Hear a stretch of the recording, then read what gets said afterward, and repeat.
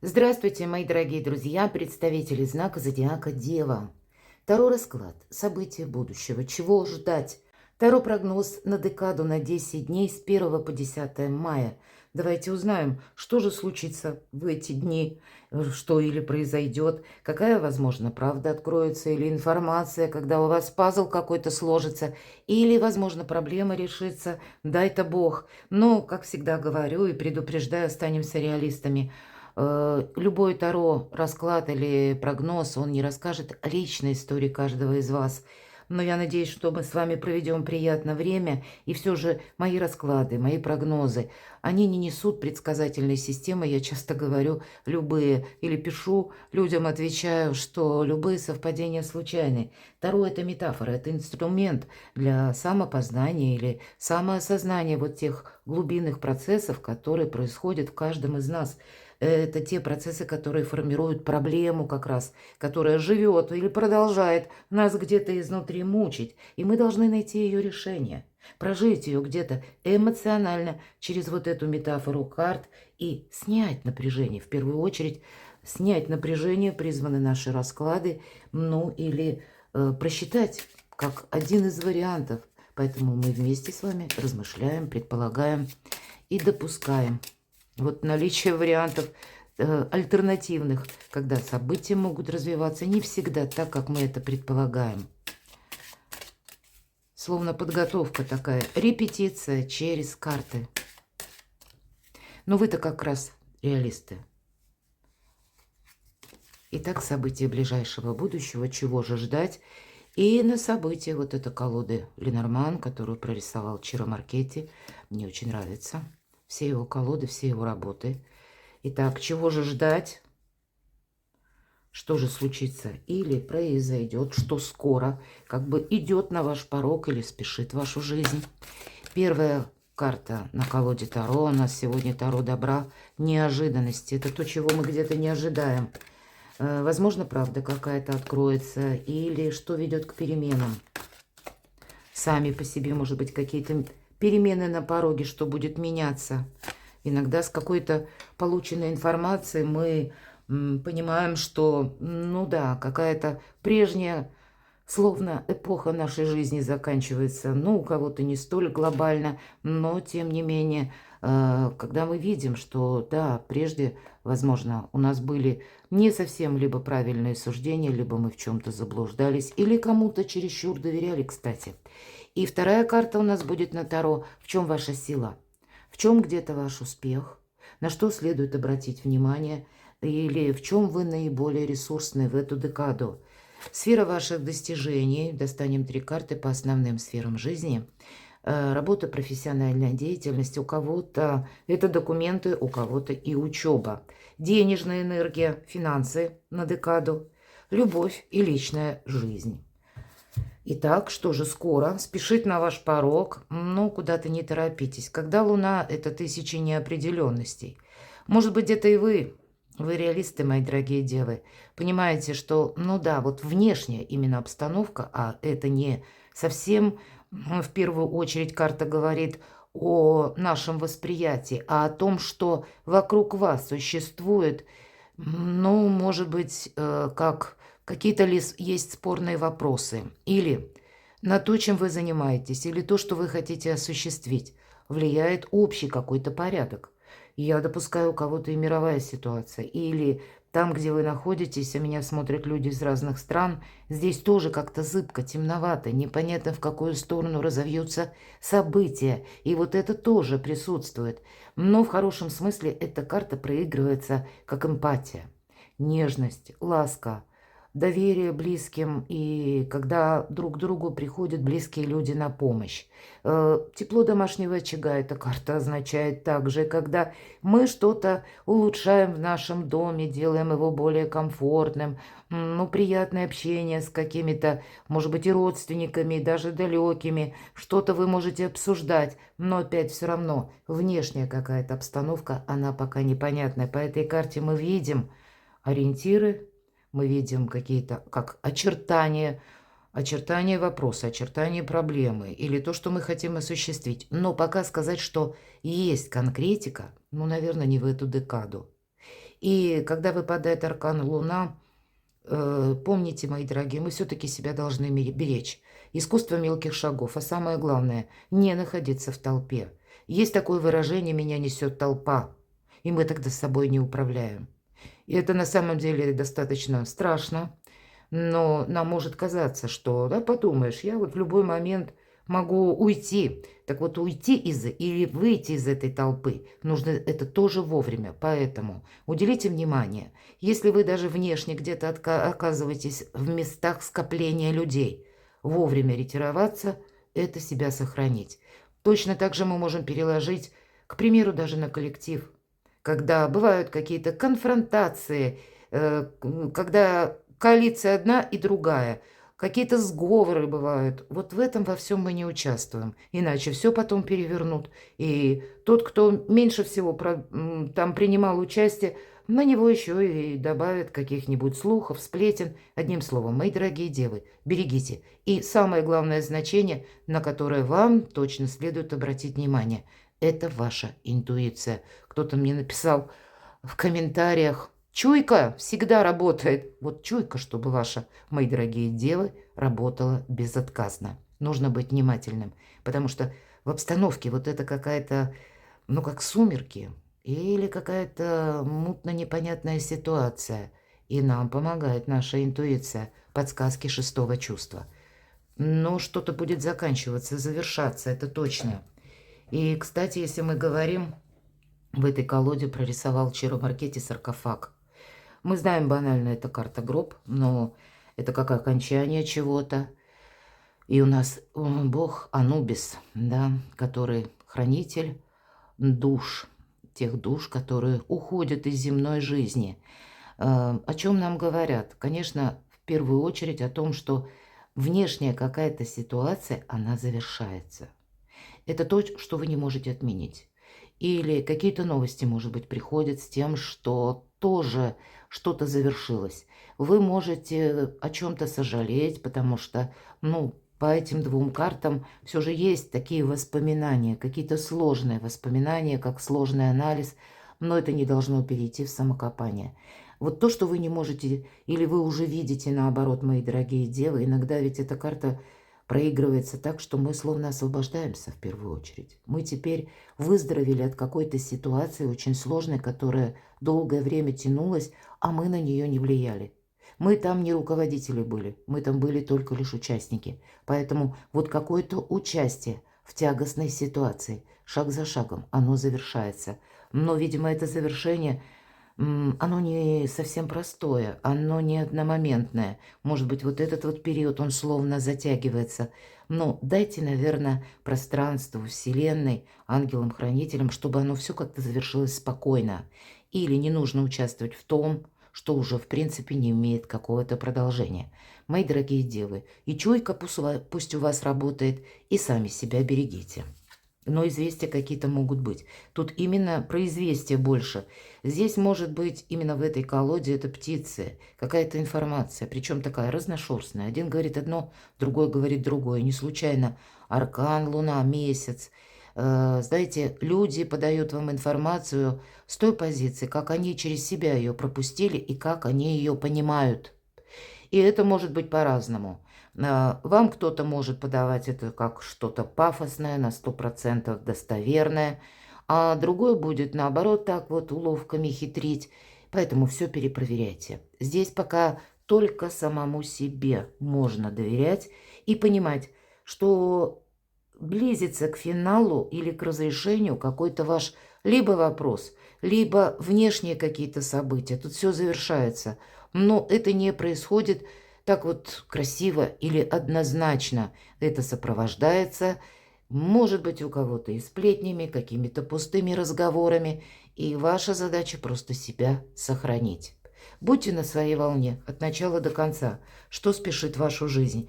Правда, какой-то итог будет подведен. Нельзя собой рисковать. Вот в этой колоде, с одной стороны, нам урожай показан, а с другой у нас серп. И мы знаем, урожай значит, к примеру, Вы можете получить деньги, даже ту сумму, которая по непонятным причинам задерживалась. Может быть, сбои в системах расчета или какие-то еще препоны были. Но, с другой стороны, серп, мы можем пораниться. Острие серпа нам добавляет значение, что вы должны себя беречь, быть как-то очень осторожными и к тому, что говорят люди, и к тому, что происходит вокруг. Здесь больше концентрации на самом себе, но не в плане переосмысления или каких-то воспоминаний. Тут и без этого какая-то ситуация, которая сложилась не в эту декаду. Это то, что тянется из прошлого. Вот оно близится именно к завершению или разрешению. Но вам в эпицентре этого находиться не стоит. Вот все карты об этом. У каждого по-своему, у каждого какая-то своя коллизия жизненная. Может быть, это и по работе, может быть, и по личной жизни. Нам ведь карты об этом не сказали. Они больше нам обрисовывают то, что происходит вокруг вас. Но давайте теперь на Таро мы узнаем. Ну вот это правда. Посмотрите, вот теперь про вас. И это в неожиданностях, ваше солнце. И всегда в колоде Таро, когда выпадает луна, нам говорят, наступит тот период, когда выглянет солнце. Тут действительно какая-то ситуация выравнивается, завершается. Вот и дайте тут завершиться тому, ну, что должно получить какой-то свой окончательный итог или в чем-то точку. Или пусть это даже касается каких-то ваших направлений, важных решений. Здесь тоже, знаете, если вы хотите что-то, допустим, осуществить, а у вас не получалось, то попасть к какому-то чиновнику, если вопросы касались документов. Или осуществить, ну, как вы хотели бы получить новую должность, и вот поставили перед собой задачу по работе. Так вот, как и на работе, как и вокруг вас, вот тоже какие-то препонные неурядицы. Вот вы, возможно, прикладывали к чему-то и силы, и пытались, может быть, не раз до кого-то достучаться или высказать свое мнение, и все это как-то не складывалось. И вот теперь шаг за шагом эта ситуация выравнивается. В неожиданностях ваше солнце. У вас возможность, мои дорогие. Здесь какой-то очень знаковый период, может быть, с 1 по 10 мая, когда это солнце нельзя упустить. И у кого-то это личная жизнь, у кого-то это прогресс как раз по вашим достижениям. У кого-то, может, и по учебе, и блестящая сдача экзамена. Но по солнцу это перспективы. Или тот вопрос, который вы будете решать, это точно в последующие 6-8 месяцев. И в этой колоде, это колода добра, изобилие и процветание идет именно по этой карте. У вас это в неожиданностях. Поэтому есть возможность решить как вопрос, касающийся денег, например, конкретно, да, или выровнять какую-то ситуацию, или, может быть, все то, что связано с финансами. Иногда можем сюда свести как и движимое, и недвижимое имущество, да, в конечном итоге все равно же это где-то ресурсы, но также и ваши ресурсы в плане интеллектуальных знаний, ваших достижений, вашего творчества, вашей работы или экспертности, когда тоже как-то с умом эти ресурсы вы прикладываете и получаете прекрасный результат.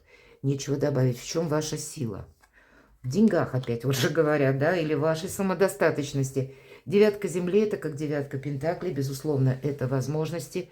И правда, как и финансовые вопросы можете уладить, как вопросы с банками, вопросы с налоговой. Везде, где есть какая-то материальная заинтересованность или какой-то, ну, практический пункт, который вам нужно так или иначе с финансами увязать. Или увязать с документами, с тем, что мы осязаем уже буквально так.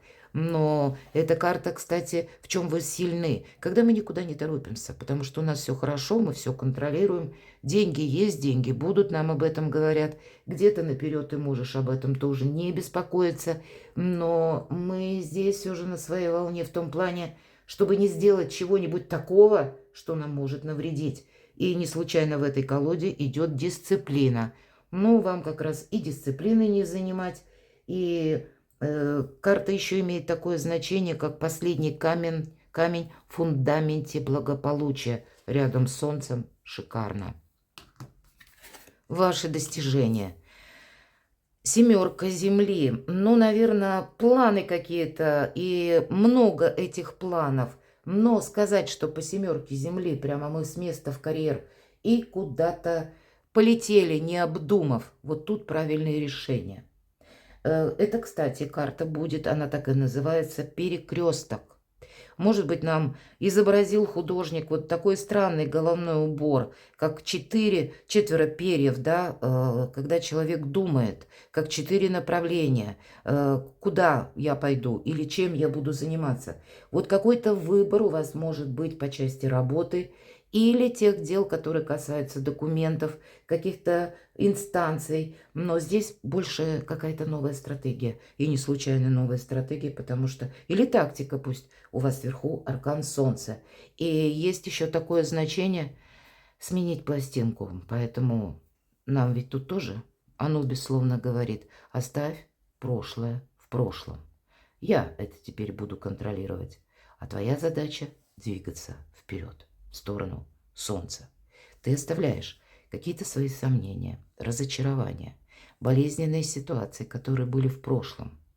И я все это в твоей памяти как опыт буду беречь. Но ты должен теперь беспокоиться о том, как день завтрашний, как ты собираешься его прожить, или каким целям ты теперь поставишь их перед собой и будешь стремиться. Как-то так. Деньги, любовь. Еще один старший аркан. Конечно, сепарация только иллюзия. Вот буквально нам так говорят. И нам изображены не что иное, вот как прообраз карты сила. Ведь, правда, если классические колоды Таро мы вспомним, девушка и лев. Чаще всего так. И эта карта любовь, тем не менее. Поэтому есть и выбор, мои дорогие. Но есть еще и ваша сильная позиция. Сильная позиция по финансам, мы сказали. И, кстати, шестой аркан само по себе как 6, победа. Поэтому деньги есть, деньги будут. Но способы предложения, может быть, этих денег или инвестиции в себя, вот где-то карта советует, а у кого-то будет выбор, может быть, и как совершить проплату, за что сначала заплатить, а за что потом. Но, тем не менее, у кого-то будет выбор по части, откуда к вам приходят эти деньги. Если нам говорят сменить пластинку, то это как раз где-то может касаться, что вы будете продумывать, как дополнительный источник дохода или пассивный доход, ну, какая-то реорганизация пока внутри вас самих. Это ваше пока на уровне решения только будет, потому что то, что вы решите вот по Солнцу, вы будете продолжать до конца 2025 года. Но я так вижу, как время важных каких-то ваших определений, именно с чем-то вы определяетесь. Это, наверное, первая ступень перед тем, как мы приложим к чему-то усилия, чтобы была дорога к Солнцу, к удаче, к счастью, к процветанию. Но на деньги, возможно, вам и придется действительно что-то выбирать.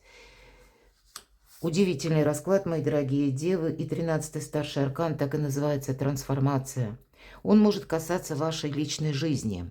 И я не имею в виду только любовь, хотя у кого-то это может быть по самым разным причинам. К примеру, если мы берем аркан трансформация и рассматриваем вашу любовную историю предыдущую.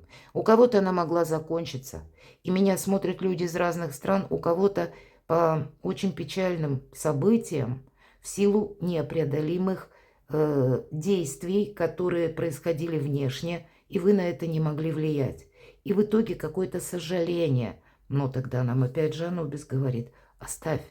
Ты не можешь застревать в прошлом. Твоя задача сейчас себя вот именно трансформировать в сторону будущего. И посмотрите, если бы вам выпал аркан трансформации сам по себе, а у вас выпадает и трансформация, и одновременно ваша сила, ну да, еще и выбор, но и аркан Солнца, который выпал самым первым, как новое направление в жизни, новые возможности, удача, процветание.